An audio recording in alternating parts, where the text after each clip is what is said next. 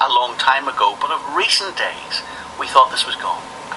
Well, the words they spoke yesterday are the threat that everyone knows about. And just because those words are read from behind a balaclava doesn't make things any different. Other than if you haven't seen this type of thing before, it presents itself as a scary picture. But the message is the same, the threat is the same, and those behind the threat are the same. One of these groups put its name to the murder of Ronan Kerr last week, and in doing so claimed to be the i.r.a, the mainstream i.r.a. And it has to be said, Stephen, that is complete nonsense. Those behind Ronan Kerr's murder have been out there playing the dissident war games for a considerable period of time. The leader of this group is well known, is a Belfast Republican.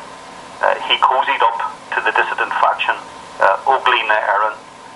Was all but a member of that group, has been involved with the real i.r.a. And with other Republicans in that dissident world who are not card-carrying members of any of these organisations, but who dissent from the Sinn Féin peace strategy. And because he didn't get what he wanted in terms of leadership and control of one of those dissident organisations, he's now given his group a new name. And to quote a politician who once used the term, these are the same men in different balaclavas. So these are the same people who are out there, it's the same threat that is out there, and these are the same words that we've heard repeated many times before. And in this statement, Brian, I'm sure you've read every word of it. Open and calling any young nationalist who may have been sold the lie that the RUC PSNI is somehow a reformed non-political police service to think again. And what they're trying to do is create an atmosphere in which young people who may be thinking of taking up policing as a career will take a step back and will move in a different direction. Just to explain, Stephen, a lot of these dissident groups use the term and the name i.r.a. The group that read that statement in Derry yesterday is the real i.r.a. i.r.a. is a different dissident faction.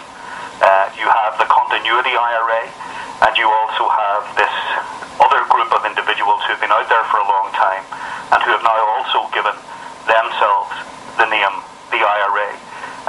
There was an event on Sunday, a commemoration on Sunday at Milltown Cemetery in West Belfast. There wasn't a lot of media attention on it. The media were with Martin McGuinness on Sunday. But Pat Sheehan, one of the 1981 Republican hunger strikers who replaced Gerry Adams at Stormont when Gerry Adams chose to contest the Dáil elections, he spoke at that commemoration on Sunday, and I'll just read a couple of the words that he spoke, Stephen. He talked about, unfortunately, there are others out there who will continue to justify the use of force. And he said they can't justify it. And he went on to say, some even say they are the i.r.a. And then this is what Pat Sheehan said. He said, I was in the i.r.a. There was only one i.r.a. And the people out there can use whatever combination of letters or words they want to describe themselves, but they will never be the i.r.a. And he went on to say they will never achieve what the i.r.a. achieved, and they will never have the support that the i.r.a. had. Now, I looked around that commemoration, that parade on Sunday.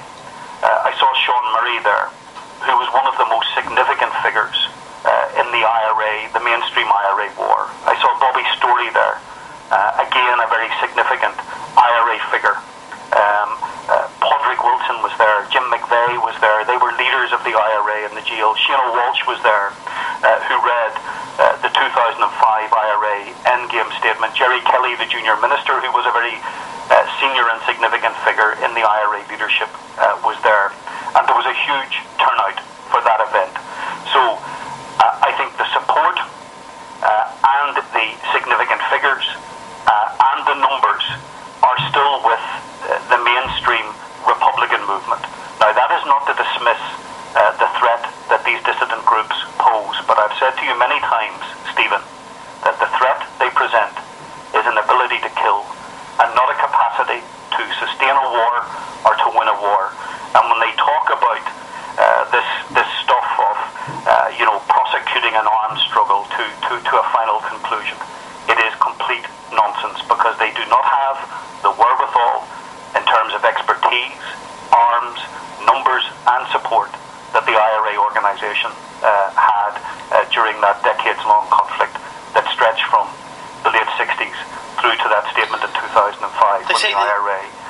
formally ended its armed campaign. They say, Brian, the GAA, Catholic Church and constitutional nationalism will be unable to protect those who turn traitor. And I said to you last week, Stephen, that what they're trying to do is shout above the backlash of condemnation that came after the murder of Ronan Kerr.